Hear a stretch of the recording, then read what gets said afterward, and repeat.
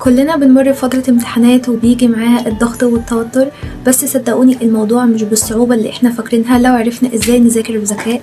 وفي الفيديو ده هقول لكم طريقتي وخطواتي بالظبط اللي بتخليني اذاكر بشكل منظم، اركز اكتر وانجز بسرعة. ويلا بينا عشان نبدأ. ولو اول مرة تشوفوني ما تنسوش تعملوا لايك وشير وسبسكرايب عشان تشوفوا فيديوهات تانية ليا كتير وتشجعوني ان انا استمر. يلا بينا. لو انتوا زيي بتلاقوا نفسكم محتارين تبدأوا منين أو تعملوا ايه وقت الامتحانات، فالفيديو ده ليكم. هشارك معاكم طريقة سهلة ومنظمة بستخدمها عشان أذاكر وأكون مستعدة للامتحانات. أول حاجة بعملها هو إن أنا ببص على فهرس المادة. طب ليه؟ عشان يكون عندي رؤية شاملة عن كل المواضيع اللي لازم أذاكرها.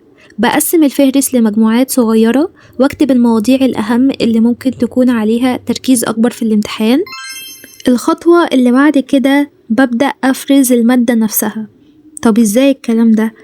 أول حاجة ببدأ أقسم المواضيع العملية لوحدها زي التمارين أو الشرح التطبيقي للمادة، وبقسم المواضيع النظرية لوحدها زي التعريفات أو الشروح، وبقسم برضو المصطلحات لوحدها عشان أحفظها بطريقة سهلة.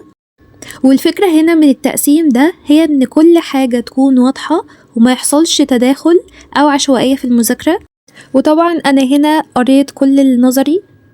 خطوة القراية دي مهمة جدا بحيث اما تيجوا تذاكروها يبقوا مش أول مرة انتوا شفتوها، ده في حالة ان انتوا ما فتحتوش المادة من أول السنة، وطبعا ما تعملوش كده. بعد ما طبعا قريت النظري أنا هنا بقرا المسائل وبراجع على المصطلحات. كده انا ابتديت اتعرف على المادة ولقيت ان الموضوع بقى اسهل بكتير بدل ما كنت اخد وقت كبير جدا، فحسيت ان انا قريتها وبقيت ملمة بيها. دي خففت التوتر شوية. وهنا تيجي خطوة التخطيط باستخدام التو دو ليست. بعد ما قسمت المادة بجيب ورقة او نوت بوك صغيرة او تطبيق على التليفون وابدأ اكتب كل المهام اللي لازم اخلصها. أول حاجة هعملها هقسم المواضيع النظري لمهام أصغر زي مثلا هقرا فصل أو جزء معين. تاني حاجة هعمل خطة لحل التمارين العملية أو هتدرب عليها. وآخر حاجة هخصص وقت لحفظ المصطلحات المهمة. المهم هنا إن أنا أراعي ترتيب الأولويات، إن أنا أبدأ بالمواضيع اللي محتاجة وقت وجهد أكبر، وأعمل حساب إني أراجع على كل جزء بعد ما أخلصه على طول. كمان بحدد يوم أخصصه للمراجعة النهائية بعد ما أخلص كل المواضيع، وده عملته في النوت بوك. إن أنا عملت المصطلحات قسمتها الأجزاء والعملي والنظري ومراجعة عملي، إن أنا هراجع يعني على العملي والنظري والمصطلحات هراجع على كل ده. طبعا ده في آخر يوم اللي هو يوم المراجعة النهائية اللي أنا خصصته.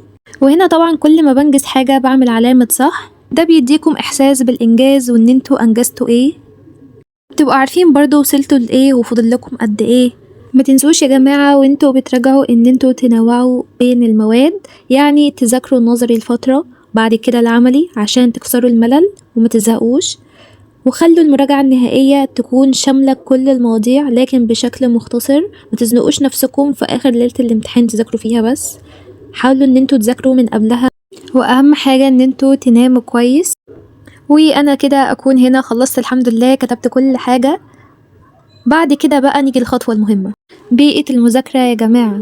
لا نركز هنا دلوقتي، نيجي لواحدة من أهم الخطوات وهي التركيز.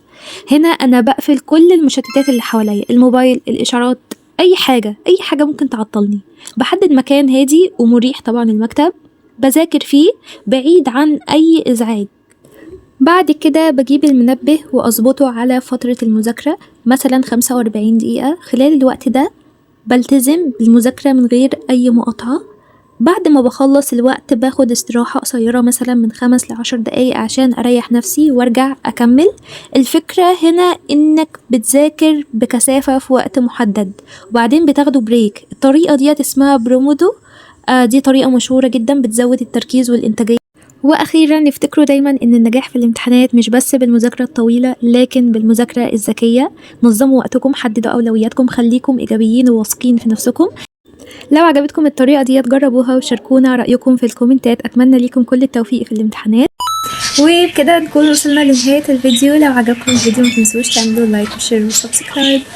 واكتبوا لي تحت في التعليقات بتمتحنوا زيي ولا لا. وما تنسوش تتابعوني على مواقع التواصل الاجتماعي، هتلاقي كل الروابط في صندوق الوصف. ويلا اشوفكم في الحلقة اللي جاية.